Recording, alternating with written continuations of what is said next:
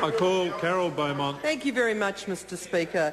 I also rise to speak to the Prime Minister's statement to Parliament, and I listened to the Prime Minister present his statement. I've listened to speakers since, and I think I will not be alone in this country in going, is that it?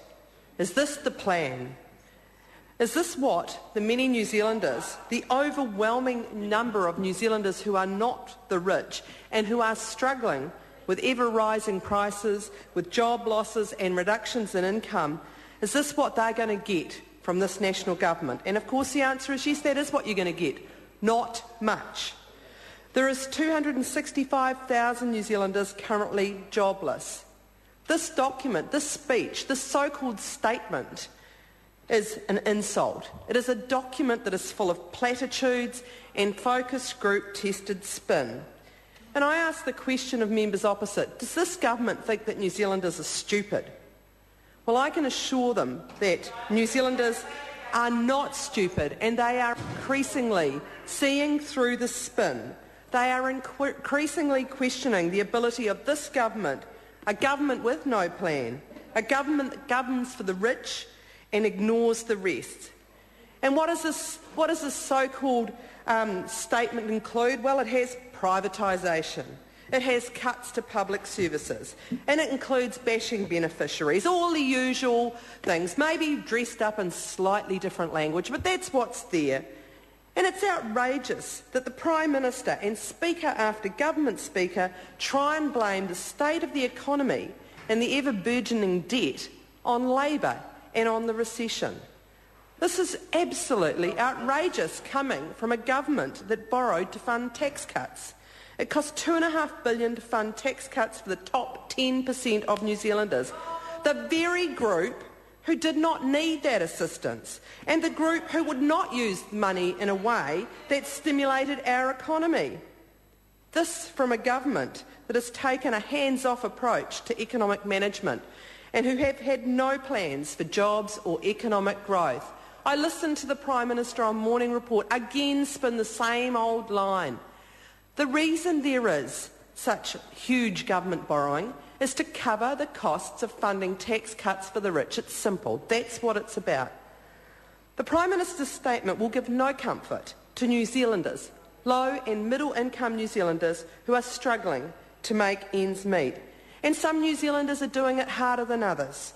Māori, Pacifica, Young New Zealand and women. And the Minister of Women's Affairs, we will be making sure that we talk to her and raise every single issue of those difficulties that people are facing in the job market and trying to make ends meet and trying to ensure that their kids have uniforms to go to school, they have food in their belly, because there are people, many, many people like that. There is no plan in the Prime Minister's statement. There's no ideas to deliver growth and jobs. In fact, quite the contrary. This statement provides a prescription for job losses in the public sector. Job losses for New Zealanders who work as public servants. And as a consequence, there will be reductions in services for New Zealanders that those public servants provide.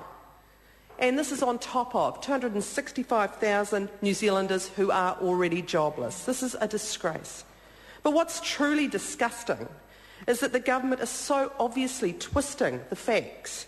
No matter how many times you deny it, it is the government's own actions that have led to the need to borrow $300 million per week. It's the government's own actions, and the public are getting that message. This is about priorities. This is about choosing a government that chose to make unaffordable tax cuts that benefit a small minority of New Zealanders rather than investing in our people, in skills development, in job creation and economic development. In other words, that was the choice the government made. That was the government's priorities, to give tax cuts to the top 10%. It was a choice. The Prime Minister and all of the national members who have stood up and have asserted that the problem of government debt is because of the last Labor government or because of the recession cannot really believe what they're saying. I do not believe that you believe that, really.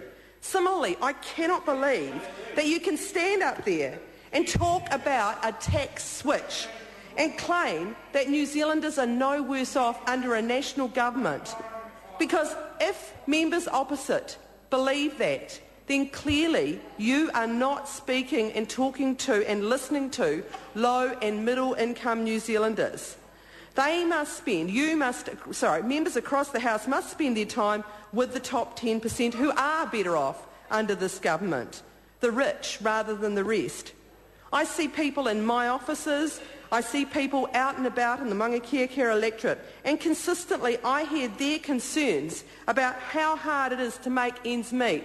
One of the budgeting services near my office, when I was talking to them, said, if you rang up and said that you were going to have your electricity cut off today, we would say to you that we could see you in 2.5 weeks because that's how busy we are.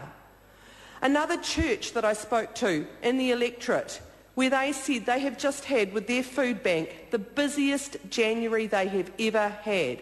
People are hurting. And members opposite seem not to care about that. That was a choice. It was a choice to put resources elsewhere. Housing is also a huge issue, certainly in Auckland. And the New Zealand Herald has recently provided some pretty good coverage of what's going on with the rental housing market in Auckland. It is the single biggest issue that people come to my office about is housing. Difficulties in getting into a state house, big waiting lists for state houses because people don't have income to pay from private rental. And what's Housing New Zealand doing? Referring them back out into the private housing market. There are people sleeping in garages all throughout Auckland. And this week the Salvation Army will be doing their annual State of the Nation report, and it's my expectation that it will say that the problem has got even worse than the problem that they identified last year. Why wasn't the choice made to spend money on housing instead of tax cuts for the rich? Why weren't we looking at building more houses? More houses as part of a stimulus package, Housing New Zealand houses, or affordable housing options in partnership with other organisations. That could have been used as an opportunity to build our skills base, to actually train people in building skills, skills that we are no doubt losing to Australia and will lose at an ever-increasing rate with wages 30% higher and the demand that there will be in Australia for a whole lot of rebuilding to be done. And I want to move on and talk about skills. And the last speaker mentioned in passing, just about as he was sitting down, a reference to skills. Well, the reference to skills in this statement of the Prime Minister is bland rhetoric. That's what was in there. In response to a real skills shortage and crisis in New Zealand, bland rhetoric. And despite the needs of many who have lost their jobs or are working in struggling businesses, and the need that we have in our country to lift our skill base, to improve workplace productivity and strengthen our economic performance, National continues to take a limited and unambitious approach to the issue of skills development. Investing in upskilling our people would pay huge dividends for them individually, for their families, for their communities, for their workplaces and for our economy. So significant investment needs to be in those who are already in work or have recently been in work. National cut over $50 million from industry training in 2010. And in 2011 it is clear that there will not be bold initiatives in this area. That $50 million could have funded 55,000 more students in industry training. And the Prime Minister's statement, what does it say about skills? Well, it makes reference to examining and improving existing provisions. And while no one would argue with the need to improve the quality of what's already in place, the magnitude of the skills shortages and the increasing number of people becoming unemployed requires a great deal more than that.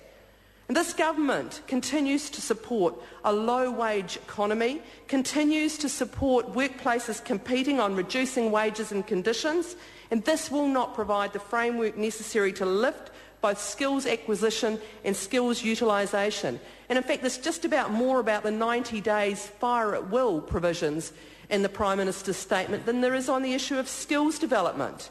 And of course, hand in hand, we've seen the recent announcement of a 25 cents per hour increase in the minimum wage. So I just want to say there has to be a commitment to providing more opportunities to retrain those affected by the current economic situation, and they're not going to get it from this national government.